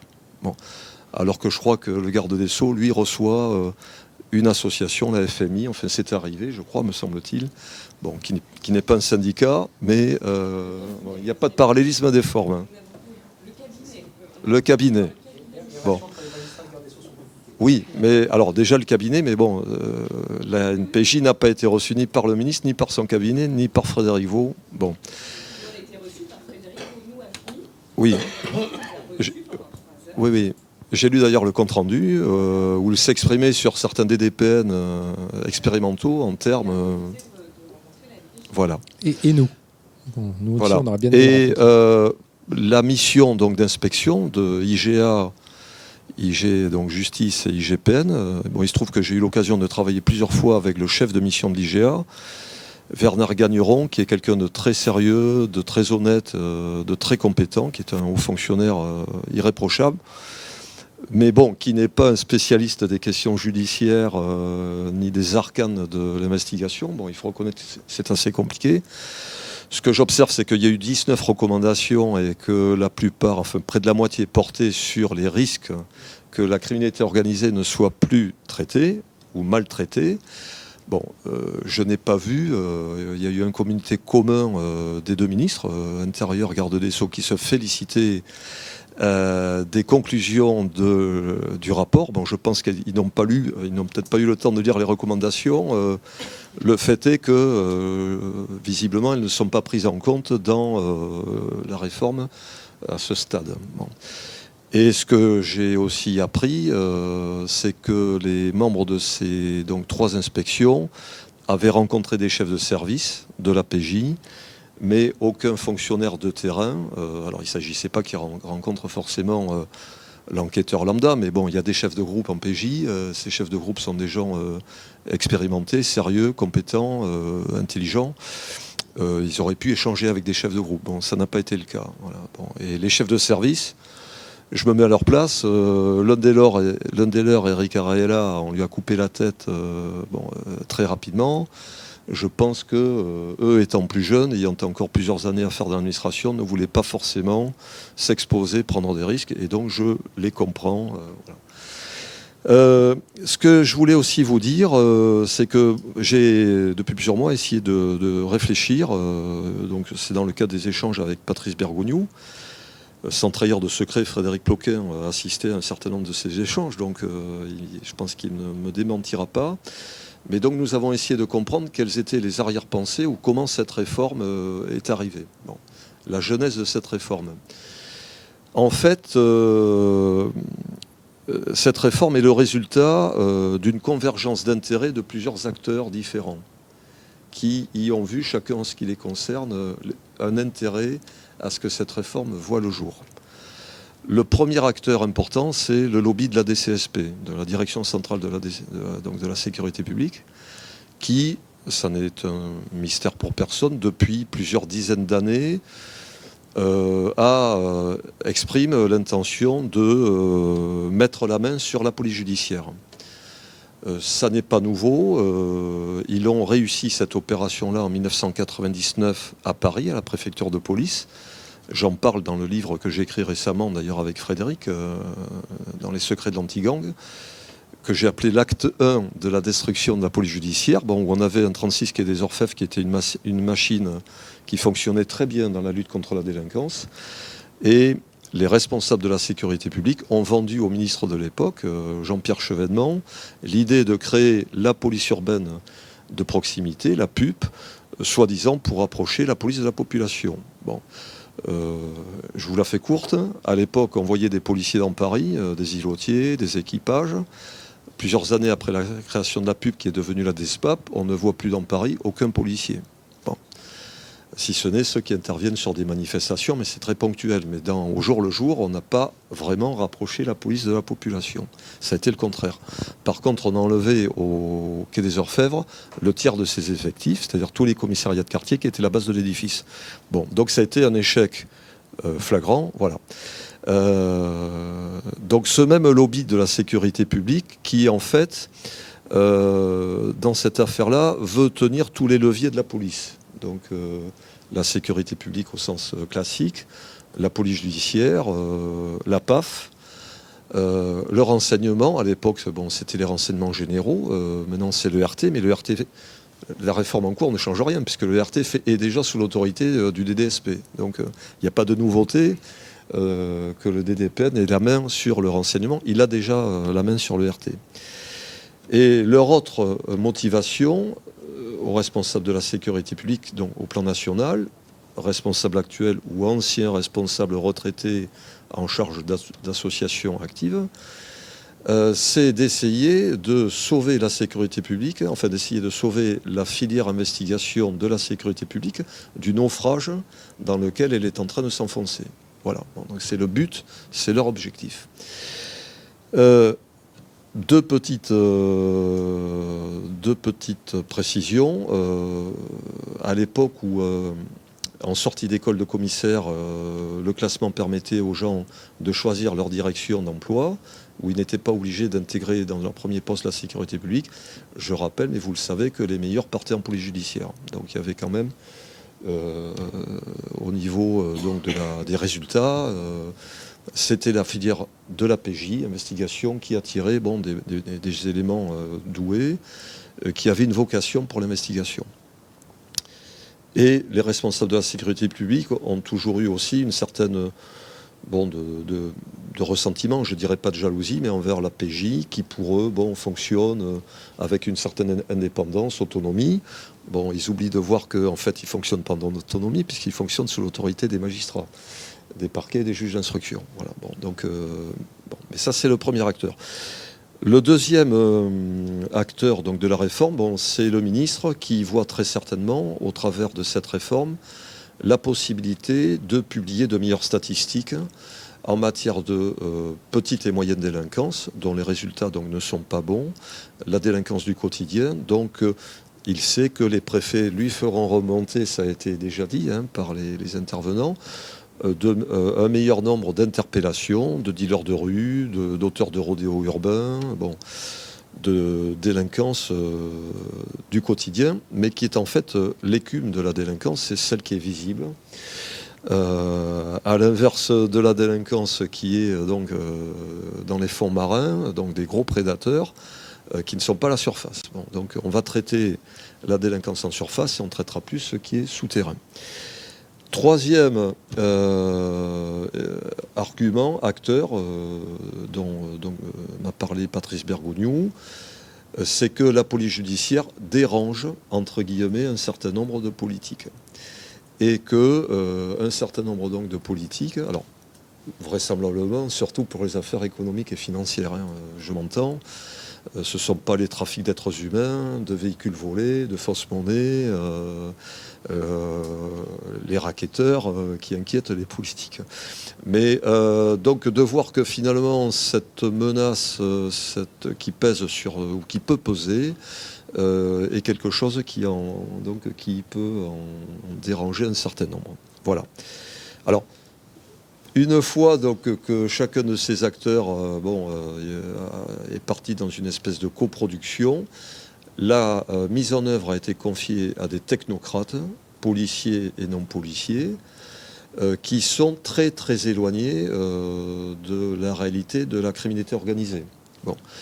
Il faut savoir que le premier à qui on a demandé de concevoir l'architecture de la réforme, c'est Frédéric Dupuche, qui avait fait quelques années en police judiciaire à Paris, mais qui avait dû quitter la police judiciaire, le Quai des Orfèvres, pour rejoindre la PUP, dont je vous parlais.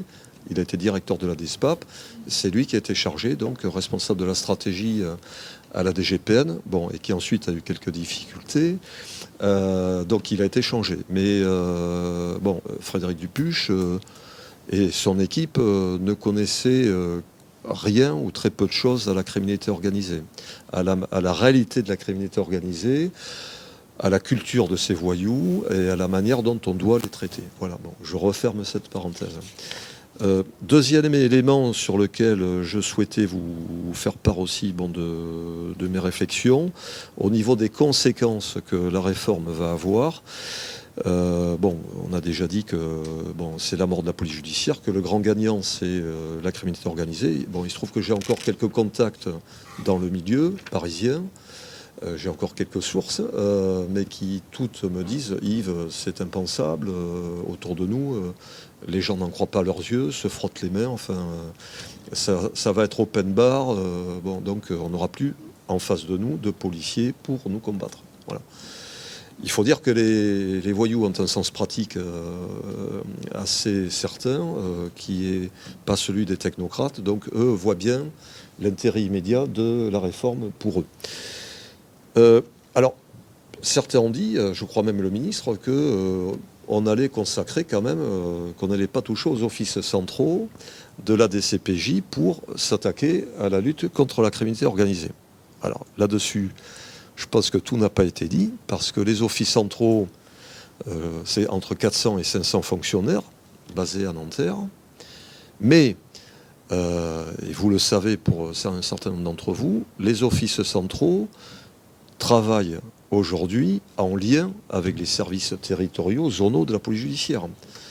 L'OFAST a des antennes qui sont les anciens groupes STUB des DZPJ.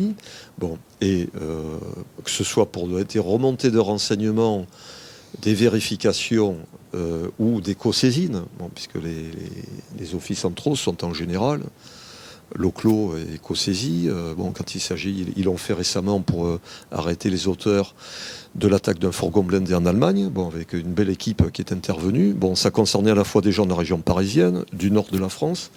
Bon, donc la DZPJ Lille était co-saisie, voilà.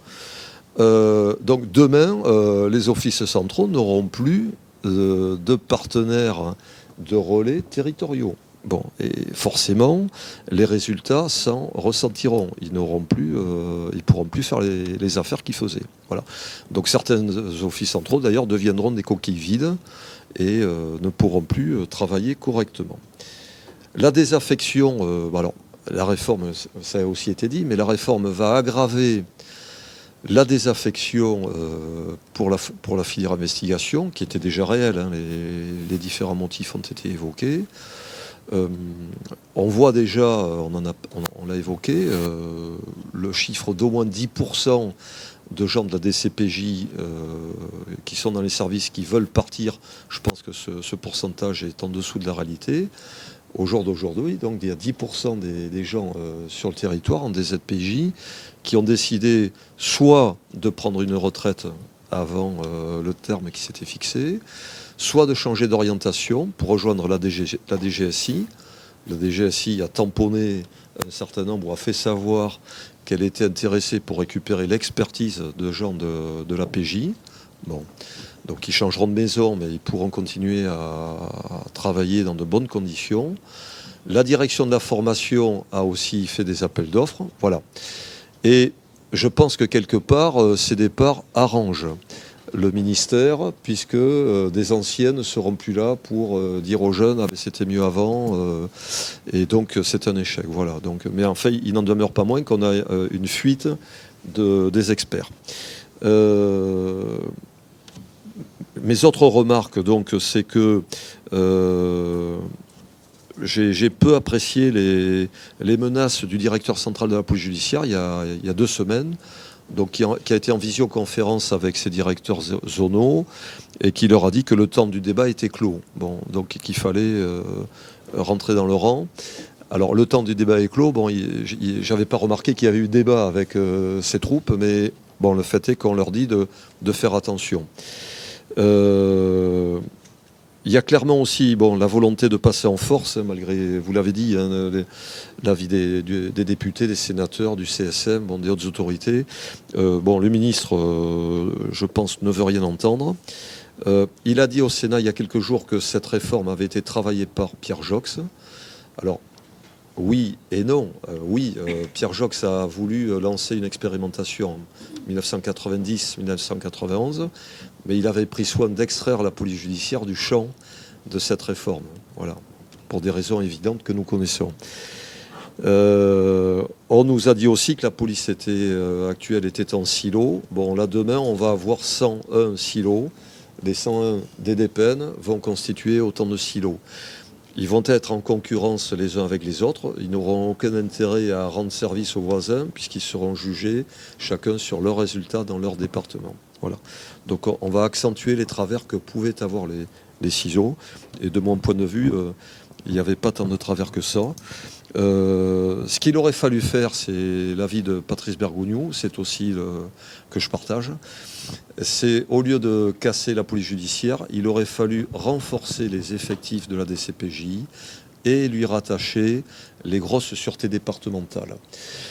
Tout en laissant dans des départements où il n'y a pas de grosses SD, laisser ça à la main du DDSP. Mais l'idée, en fait, ce qu'il aurait fallu faire pour avoir une filière investigation musclée, solide et entre les mains de sachants, augmenter. Patrice Bergogneau parlait de doubler les effectifs de la DCPJ pour faire face à la criminalité organisée, aux menaces des mafias qui clairement vont avoir une autoroute devant elles, et d'absorber les sûretés départementales qui quand même ont des éléments valables, motivés, et qui auraient été capables d'être intégrés dans ce dispositif.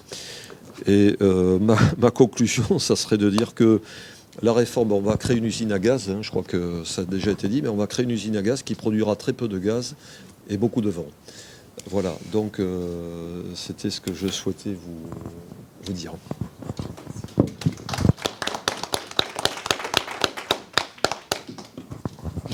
Moi, je vais aller très vite parce que je pense qu'on n'a plus énormément de temps et je ne suis pas du tout une technicienne comme vous l'êtes. Je suis même un peu perdue dans tous ces services, donc je peux vous dire ce que je sais, moi. Le micro marche bien ? Oui. Je peux vous dire ce que je sais, moi, de ma pratique en tant que présidente d'Anticorps depuis 3 ans maintenant. Donc Anticorps, qui est une association qui, notamment, 80% de son activité porte plainte dans des dossiers d'atteinte à la probité, c'est-à-dire dans les dossiers de corruption au sens large. Donc on a bien évidemment une certaine expérience de l'enquête préliminaire et des instructions judiciaires. Déjà, je partage le constat qui est extrêmement décourageant de cette réforme qui ajoute des problèmes aux problèmes. Les problèmes d'avant, enfin les problèmes toujours existants aujourd'hui, on les connaissait déjà, ce sont des problèmes de moyens financiers, très clairement. La justice est sous-financée. C'est une certitude. Moi, je le vois de manière de plus en plus claire en fait dans les échanges avec les magistrats, les juges d'instruction quand je vais les voir. Dire que très généralement, ils me disent qu'ils ont un enquêteur, peut-être éventuellement 2 à mettre sur cette affaire et absolument pas plus, alors qu'on est en train de parler d'affaires de corruption d'agents publics étrangers, d'affaires extrêmement complexes, internationales. Donc on est déjà dans une défaillance de moyens qui est complètement évidente.